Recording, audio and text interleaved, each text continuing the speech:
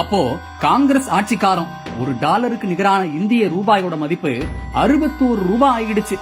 அவ்வளவுதான், இந்தியாவோட பொருளாதாரமே அம்போன்னு போயிடுச்சுன்னு பாஜக வானத்துக்கும் பூமிக்கும் எகிரி குதிச்சுது.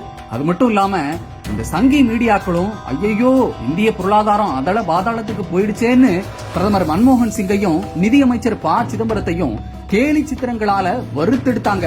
ஆனா இன்னைக்கு நிலைமை அப்படியே தலைகீழா போயிடுச்சு. நரேந்திர மோடி ஆட்சியில $க்கு நிகரான இந்திய ரூபாயோட மதிப்பு 94 ரூபாய் ஆகி ஒரேடியா அதல பாதாளத்துக்கு போயிடுச்சு. இதனால வெளிநாட்டு முதலீடுகளும் வெளியேறிக்கிட்டு இருக்குது. எதுவுமே நடக்காத மாதிரி பிரதமர் மோடி ஒவ்வொரு மாநிலமா தேர்தல் பரப்புரைக்கு போய்கிட்டு இருக்கிறாரு. ஒட்டுமொத்த மோடி மீடியாக்களும் இத பத்தி ஒரு வரி கூட எழுதவும் மாட்டேங்குது, பேசவும் மாட்டேங்குது.